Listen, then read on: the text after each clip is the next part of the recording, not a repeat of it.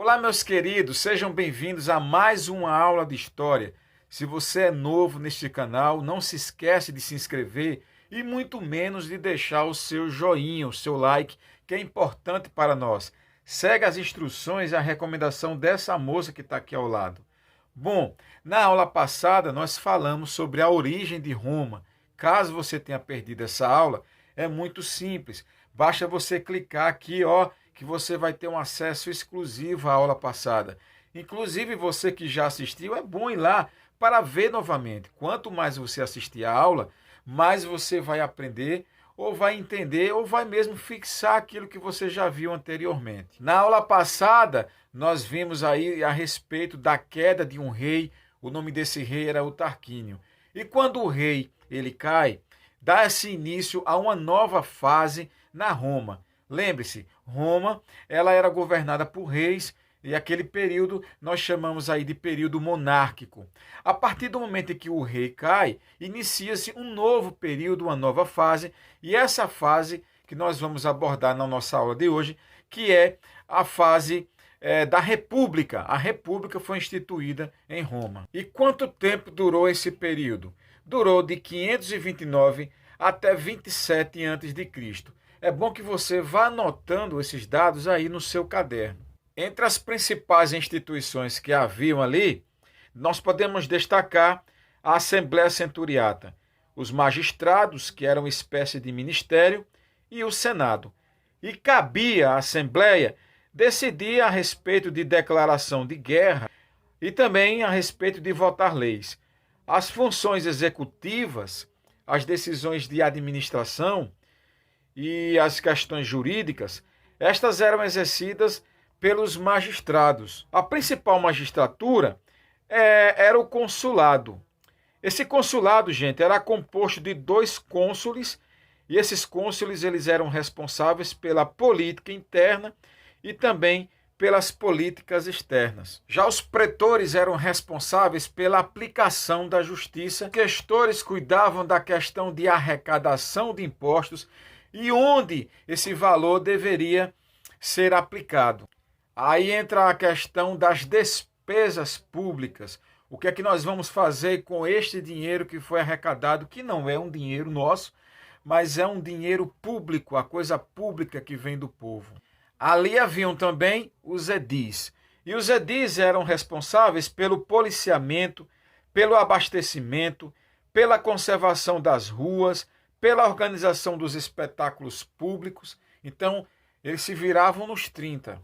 Já os censores faziam a contagem da população e eles classificavam as pessoas de acordo com as suas posses. Quando eu falo a palavra censo, isso remete àquela estatística que a gente sempre vê aqui no Brasil, levantada pelo IBGE, que é quando os fiscais saem nas casas das pessoas perguntando quantas pessoas moram ali, quantas pessoas trabalham. Então veja, essa palavra censo, ela remete à antiga Roma, né? Vem dos censores. E na antiga Roma nós também vamos observar uma figura que é muito polêmica na idade contemporânea, nos nossos dias, mas que naquela época, dentro do sistema romano, da República Romana, que é uma cópia para as demais repúblicas, inclusive para a nossa, nós temos ali a figura também do ditador. Então as pessoas que viviam naquela época não olhavam de maneira estranha ou não tinham aversão à figura do ditador. O ditador, pelo contrário, era muito importante dentro daquele contexto. E quem era o ditador na República Romana? Era alguém que governava Roma com plenos poderes, totais poderes, durante um período de 6 meses ou mais. Ele sempre fazia isso em caso de grave ameaça à República. Por exemplo, uma guerra. E uma coisa interessante é que esse ditador ele era eleito pela Assembleia. E ele era colocado ali naquela posição durante os 6 meses para colocar ordem na casa, para salvar a República. Então a gente vê aqui que é uma questão de ordem, de estabelecer a ordem que é tão necessária dentro das repúblicas ou dentro dessa República Romana. O Senado romano ele era formado por 300 membros E esses membros, eles deveriam ser vitalício. A palavra vitalício quer dizer para a vida toda. Ninguém os tirava do poder até o momento da morte deles. Mas é necessário lembrar para vocês algo que nós abordamos na aula passada.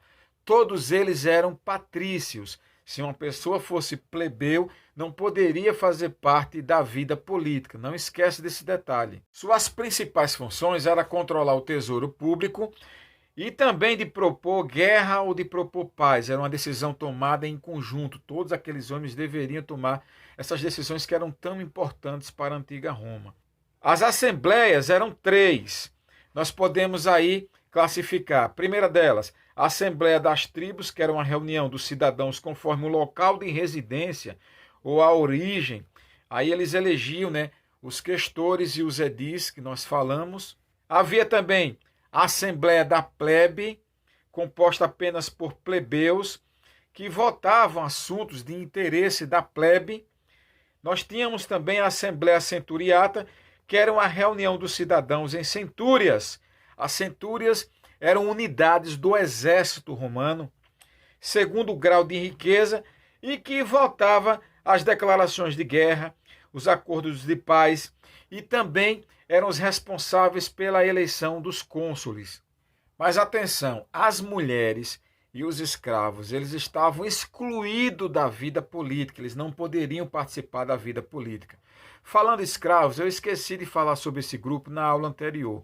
Os escravos naquela época geralmente eram comprados ou, em sua grande maioria, eram escravos de guerra e também haviam os escravos por dívidas. Eram pessoas que contraíam dívidas, não podiam pagar essas dívidas e, portanto, essas pessoas elas deveriam serem tomadas como escravas. E com o passar do tempo, os plebeus, naturalmente, que quiseram ter uma maior participação na política, eles queriam ter os mesmos direitos que os patrícios tinham. Você não esquece. Caso você não lembre do assunto anterior, patrícios, plebeus, você volte na aula anterior, assista. É sempre bom, é um reforço que você tem e a aula está aqui disponível para você assistir. Eu vou deixar até o link aqui na descrição, tudo bem? Olha só, agora você vai fazer uma atividade para que você possa reforçar o conteúdo que você acabou de assistir aqui. Se você não entendeu a assistir uma vez, assiste 2, 3, 4 vezes. Assiste quantas vezes for necessário. Agora, faz a atividade que eu vou passar para vocês aí, que são meus alunos, no grupo de WhatsApp. Aqueles que não são meus alunos, depois eu vou deixar aqui na descrição dessa aula uma pequena atividade para que você faça essa atividade e para que você reforce tudo aquilo que nós acabamos de assistir. Beijo no seu coração, muito obrigado pela sua audiência. Não se esquece de deixar o like, tá aqui, mocinha, ela tá pedindo, ó. Atende ela, deixa o seu joinha aí, ative o sininho para receber todas as notificações e, se você for novo, se inscreve no canal. Valeu, até a próxima aula!